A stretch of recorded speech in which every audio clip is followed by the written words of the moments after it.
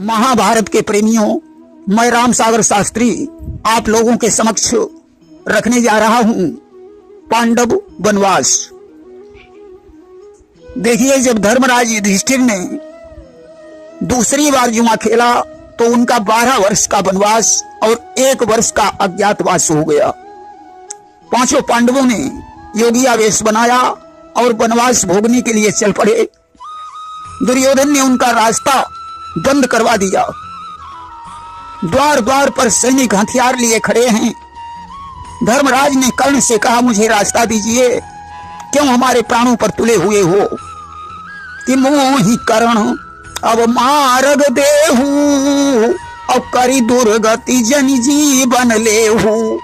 कर्ण ने कहा, महाराज दुर्योधन की आज्ञा के बगैर रास्ता नहीं मिलेगा, या तो उनसे आज्ञा ले लीजिए या हमारे साथ संग्राम कीजिए। कर्ण के ऐसे वचन सुनकर भीम का खून खौलने लगा। उसने कहा, दुर्योधन कहाँ हैं? अभी मैं गदा लेकर जा रहा हूं, या तो वह मुझे रास्ता देंगे, अन्यथा दुर्योधन के सहित ये गढ़ चकनाचूर कर दूंगा। कि कहे भीम कहाँ है कुरुनाथा, और कहा मैं जाऊं गदा गई हाथा। उस समय धर्मराज कहने लगे, भीम अभी विद्रोह करना ठीक नहीं है। आज सभी लोगों ने मिलकर ज्यों भगवान कृष्ण का ध्यान किया, उसी समय भीम पुत्र घटोत्कच आ गया। धर्मराज ने कहा, बेटा इस मुसीबत से पार करो। घटोत्कच ने माया बल से भयंकर आंधी चला दी, चारों तरफ अंधकार हो गया। उसने द्रौपदी और पांचों पांडवों को पीठ पर बैठाया। विदुर जी वहां उपस्थित थे। धर्मराज ने विदुर से कहा, चाचा जी आप हमारे लिए पिता के समान हैं, हमारी माता कुंती का ख्याल रखना। विदुर ने कहा, जाओ पुत्रों, भगवान तुम्हारा भला करें। मेरे होते हुए कुंती को कोई कष्ट नहीं होगा। घटोत्कच उन्हें काम्यक वन में छोड़कर चला गया। पांडवगण काम्यक वन में जाकर ठहर गए। उसी वन में बृकासुर का भाई किरमीर रहता था। मनुष्य की गंध लगने पर किरमीर वहां पहुंचा। उसने धर्मराज से पूछा, आप कौन हैं और इस वन में क्या कर रहे हैं? धर्मराज ने कहा, मेरा नाम युधिष्ठिर है। भीम, अर्जुन, नकुल, सहदेव ये चारों हमारे भाई हैं। उसने कहा, तुम्हारे साथी स्त्री कौन है? धर्मराज ने कहा, ये हमारी पटरानी द्रौपदी है। हमने दुर्योधन के साथ जुआ खेला जिससे 12 वर्ष का वनवास हो गया, इसलिए इस वन में रहने के लिए आए हैं। कि यह द्रौपदी आई पटरानी अहारे राज लियो बनयानी। किरमीर ने हंसकर कहा, विधाता ने बहुत अच्छा संयोग मिलाया। मैं तो भीम को ही ढूंढ रहा था, आज वह स्वयं मिल गया। उसने हमारे भाई बृकासुर को मारा है। हिडम्ब भी हमारा मित्र था। भीम ने उसे मारकर हिडम्बा के साथ विवाह कर लिया। आज मैं भी भीम का खून पीऊंगा, तब हमारा हृदय संतुष्ट होगा। कि सोणित करम भीम कर पाना, तब संतुष्ट होई मम प्राणा। भीम ने कहा, पापियों को मारना बुरा नहीं होता। अगर तुम हिडम्ब को अपना भाई मानते हो और उसकी बहन हिडम्बा हमारी पत्नी है, इस नाते से तुम हमारे साले हुए, फिर भला खून पीने की बात क्यों कर रहे हो? तुम्हें तो बहनोई होने के कारण हमारा स्वागत सम्मान करना चाहिए। किरमीर ने कहा, ठहरो, अभी मैं तुम्हारा स्वागत कर रहा हूं। आज उसने भयंकर गर्जना करके भीम की तरफ प्रस्थान कर दिया। भीमसेन ने एक वृक्ष उखाड़ा और किरमीर के ऊपर पटक दिया। अब तो किरमीर क्रोधित हो गया। उसने एक पर्वत उखाड़ कर भीमसेन के ऊपर फेंक दिया। भीम ने गदा से पर्वत को चकनाचूर कर दिया। दोनों में मल्ल युद्ध होने लगा। भीमसेन ने केस पकड़कर उसे जमीन पर पटक दिया। कि बहुरी भीम पकड़े सिर बारा, और क्रोध बंत हुई अवनी पछारा। अब तो पटकते ही उसका कलेजा फट गया। किरमीर का प्राणांत हो गया। उधर दुर्योधन को वनवास देकर भी चैन नहीं आया। उसने दुर्वासा से कहा, मुनिवर हम लोग पांडवों से परेशान हैं। उनकी विपत्ति को देखकर मैंने राज्य दे दिया, परंतु उन्होंने सारा राज्य जुए में हरा दिया। इन दिनों वे जंगल में निवास कर रहे हैं। जब लौट कर आएंगे तो पता नहीं कौन सा नाटक बना कर लाएंगे। अब तो जुए का नाम सुनकर दुर्वासा को क्रोध आ गया। उन्होंने कहा, जुआ खेलना तो धर्म के विरुद्ध है। यह कैसा धर्मराज है? आज मैं जाकर 60,000 शिष्यों के सहित उसकी परीक्षा लूंगा। उससे कहूंगा, या तो हमें 60,000 शिष्यों सहित भोजन करवाओ, अन्यथा श्राप के भागीदार बनो। आज शिष्यों को साथ लिया और जंगल में धर्मराज के पास पहुंच गए। उन्होंने धर्मराज से कहा, राजन, हमारे 60,000 शिष्य भूखे हैं, इनके भोजन का प्रबंध करो, अन्यथा हमारे क्रोध को सारा संसार जानता है कि लोकहु वेद विदित इतिहासा, अजानत सब क्रोधी दुर्वासा। देखिए, इससे पहले धर्मराज के पास कुछ भूखे ब्राह्मण आए थे। उस समय द्रौपदी ने भगवान सूर्य का ध्यान किया। भगवान सूर्य ने द्रौपदी को एक अच्छे पात्र प्रदान किया जिसमें सुबह से शाम तक भोजन उपलब्ध रहता था। शाम को जब बालू से मांज कर वह पात्र रख दिया जाता था तो उसका प्रभाव नष्ट हो जाता था। यहां तक कि लाखों नहीं करोड़ों लोगों को भोजन कराने पर भी पात्र का भोजन समाप्त नहीं होता था। धर्मराज को उसी पात्र का सहारा था। उन्होंने जाकर द्रौपदी से कहा, द्रौपदी, अच्छे पात्र उठाओ, महर्षि दुर्वासा शिष्यों सहित भोजन मांग रहे हैं। कि बोले, पांचाली पात्र उठा, ऋषिपति दुर्वासा आए हैं, बेसाठ शेष ऋषियों समेत बेहद भूख के सताए हैं। द्रौपदी ने कहा, नाथ, अब क्या किया जाए?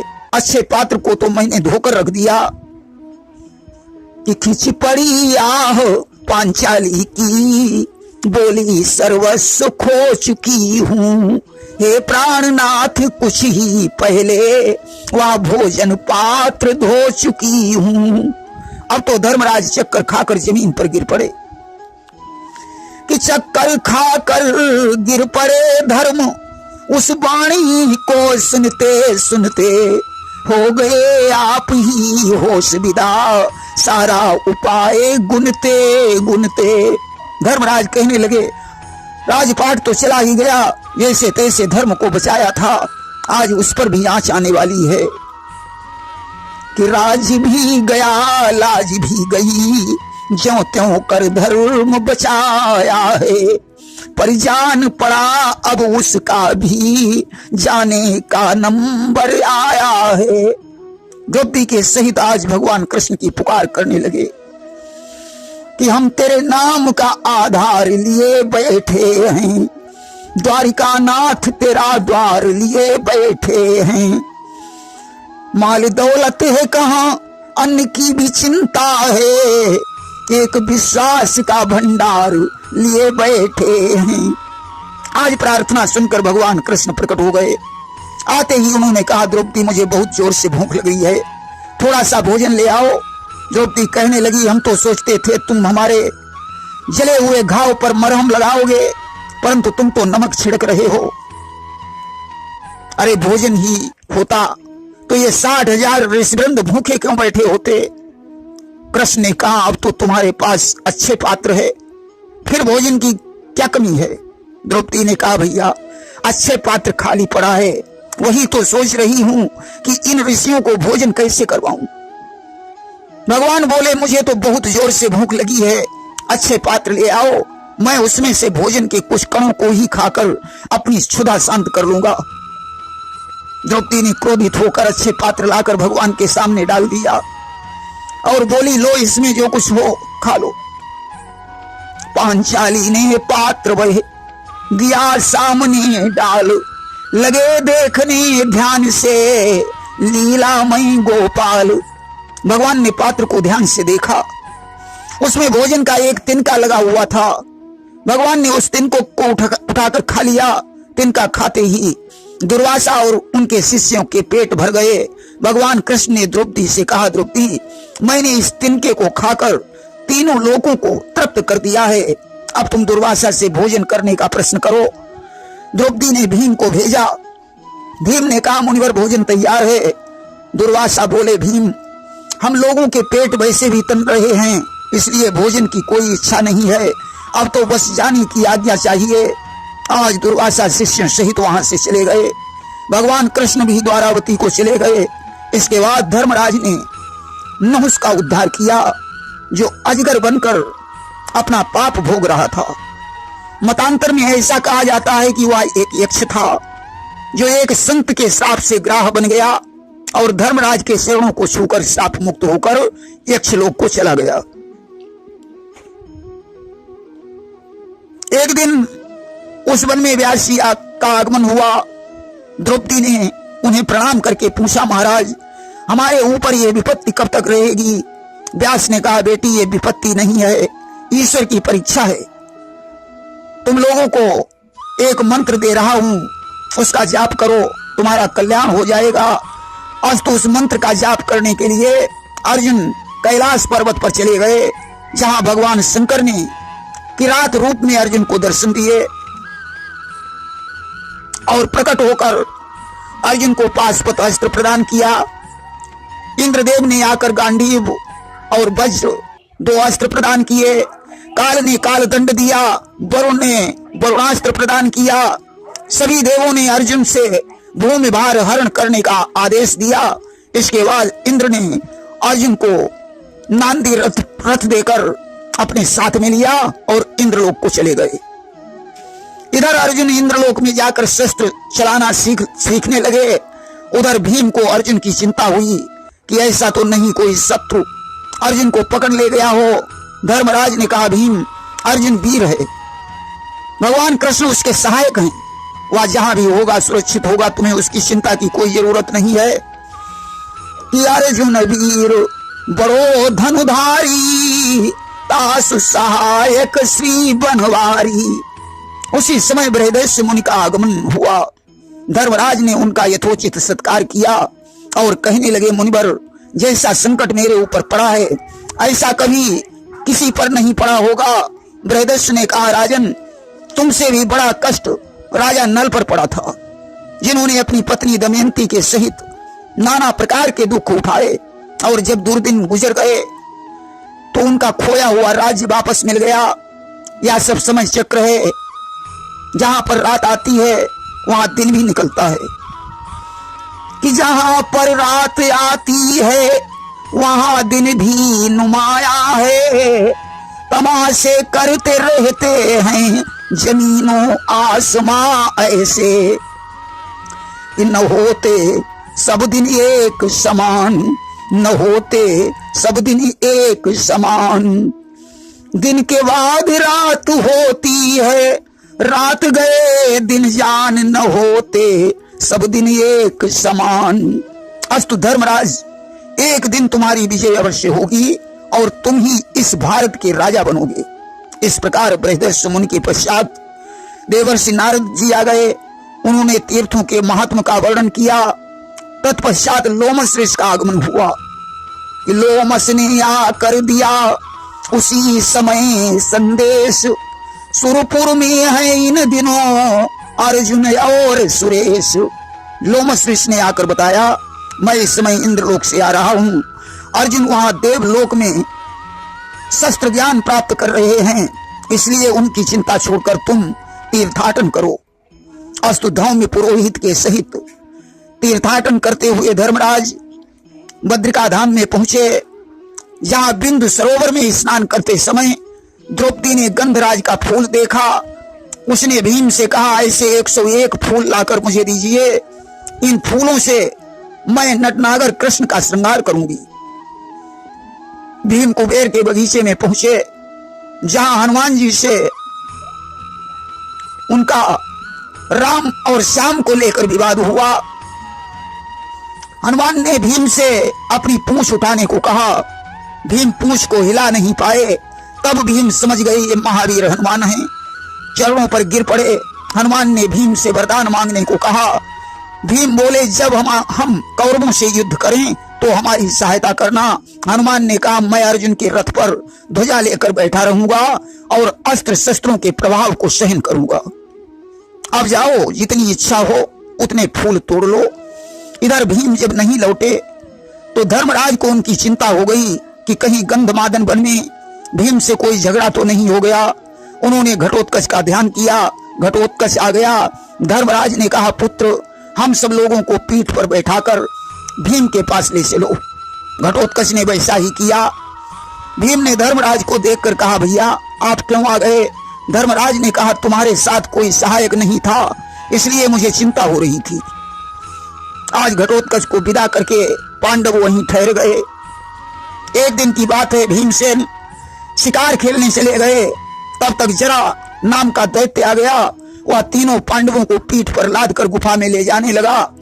धर्मराज ऊंचे स्वर में भीम को पुकारने लगे, अवारत नाद भीम सुनि पायो, और लई कर गदा ब्रको दर धायो। भीम ने ज्यों आवाज सुनी, गदा लेकर दैत्य का पीछा किया। उसने पांडवों को छोड़ दिया और एक वृक्ष उखाड़ कर भीम पर चलाया। भीम ने अपनी गदा से वृक्ष को तोड़ दिया। दोनों में मल्ल युद्ध होने लगा। भीम ने उसकी छाती पर एक घूंसा मारा, जरा का प्राणांत हो गया। भीम ने गंधमादन पर्वत पर रहने वाले तमाम राक्षसों को मार डाला। कुबेर भीम से युद्ध करने आया। धर्मराज ने कुबेर को समझा बुझाकर वापस कर दिया। इस प्रकार कुछ दिन वहां व्यतीत करके पांडव बद्रिकाश्रम को लौट आए। उधर अर्जुन ने देवताओं के शत्रुओं का विनाश किया। विजासो देव युद्ध महारा, असो सब मारे पांडु कुमारा। जिनसे देवता युद्ध में हार चुके थे, उन्हें अर्जुन ने समाप्त कर दिया। इंद्र ने प्रसन्न होकर इन्हें किरीटी अस्त्र प्रदान किया। एक दिन इंद्रलोक में नृत्य करते समय उर्वशी अप्सरा अर्जुन पर मोहित हो गई। अर्धरात्रि के समय काम भाव से वह अर्जुन के पास पहुंची। उसने अर्जुन से कहा कि हृदय समानो रूप तुम्हारा, और काम व्यथा तन जरत हमारा। अर्जुन ने कहा, इंद्र हमारे पिता हैं, इसलिए तुम मेरी माता के समान हो। उर्वशी ने अर्जुन को नपुंसक होने का श्राप दे दिया। प्रातःकाल अर्जुन ने इंद्र को उर्वशी के श्राप देने की बात कही। इंद्र ने उर्वशी को बुलाकर फटकारा। उर्वशी ने क्षमा मांगी और बोली, अर्जुन ने मुझे माता कहकर संबोधित किया है, इसलिए हमारा श्राप भी उसके लिए वरदान सिद्ध होगा। 13वां वर्ष समाप्त होने के बाद इनका पुरुषार्थ वापस आ जाएगा। इंद्रलोक में रहते हुए अर्जुन को 5 वर्ष व्यतीत हो चुके थे। इंद्र ने कुंडल और कवच प्रदान करके अर्जुन को मृतलोक भेज दिया। अर्जुन धर्मराज के पास पहुंचे। धर्मराज बहुत प्रसन्न हुए। इधर दुर्योधन को पता चला कि पांडवगण इस समय काम्यक वन में ठहरे हुए हैं। उसने कर्ण, दुशासन आदि को लेकर काम्यक वन को प्रस्थान कर दिया। जहां सरोवर में चित्ररथ गंधर्व अपनी पत्नी सहित जल विहार कर रहा था। दुर्योधन को वहां देखकर वह क्रोधित हुआ और बांधकर गंधर्व लोक ले जाने लगा। धर्मराज के कहने पर अर्जुन उसे छुड़ा लाए। उसने अर्जुन से वरदान मांगने को कहा। अर्जुन बोले, समय आने पर मांग लूंगा। दुर्योधन हस्तिनापुर लौट आया। एक दिन की बात है, द्रौपदी सरोवर में स्नान करने गई। उसे अकेला देखकर जयद्रथ ने उसका हरण कर लिया कि देखी अकेली द्रौपदी रानी, और लई हरि के भाग्यो अज्ञानी। उसी समय अर्जुन वहां पहुंच गए। साथ में भीम भी थे। अर्जुन ने बाण मारकर उसे आहत कर दिया। भीम ने केस पकड़कर उसे जमीन पर गिरा दिया और बांधकर धर्मराज के पास ले आए। धर्मराज ने उसे समझा बुझाया। अपनी गलती की माफी मांगकर जयद्रथ वहां से चला गया। इस तरीके से पांडवों के वनवास के 12 वर्ष व्यतीत हो गए। प्रेम से बोलिए वृंदावन बिहारी लाल की जय।